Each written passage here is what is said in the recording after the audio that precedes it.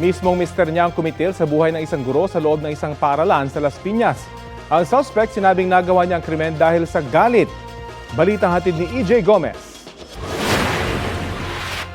Nagkagulo sa loob ng isang pampublikong paaralan sa Barangay Almanza dos Las Piñas City nitong Lunes ng umaga. Ay, estudyante. Wala na, teacher. Teacher.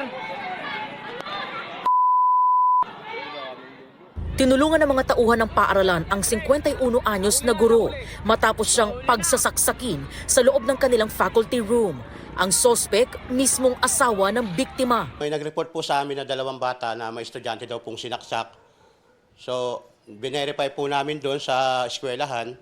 So, doon po namin nalaman na teacher po ito. Ayon sa sospek, nagawa pa niyang maglabas-masok sa gate nitong paaralan bago ang walang habas na pananaksak niya sa kanyang asawang teacher.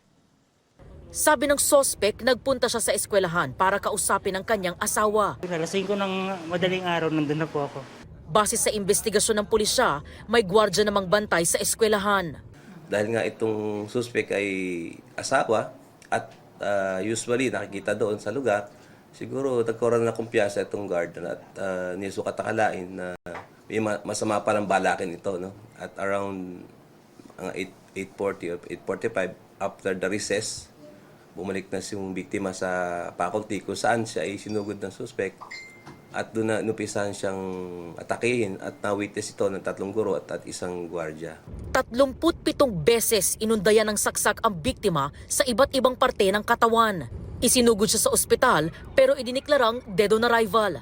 Matapos ang pananaksak, tumakas ang sospek. Nakunan pa siya sa CCTV na naglalakad sa kanto malapit sa eskwelahan.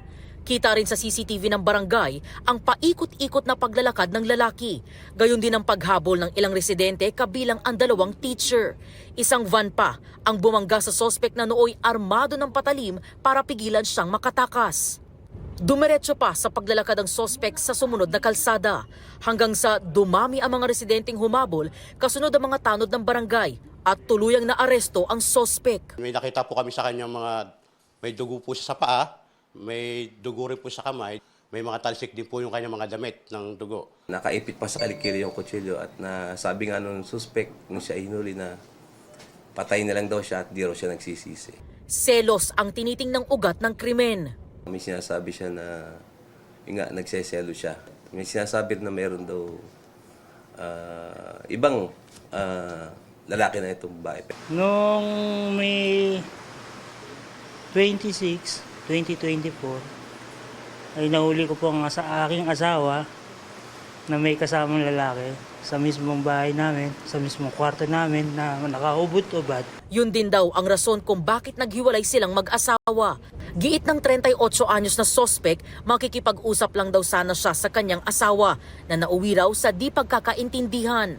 Nung tinalikuran niya ako, doon ako nag-trigger yung galit ko lahat-lahat. Lasing po, tsaka nakaano lang po ng marijuana. Maharap ang sospek sa kasong parricide. Tumangging magbigay ng pahayag ang kaanak ng biktima. Sinusubukan pa namin kunan ng pahayag ang pamunuan ng eskwelahang pinangyarihan ng insidente. EJ Gomez, nagbabalita para sa GMA Integrated News.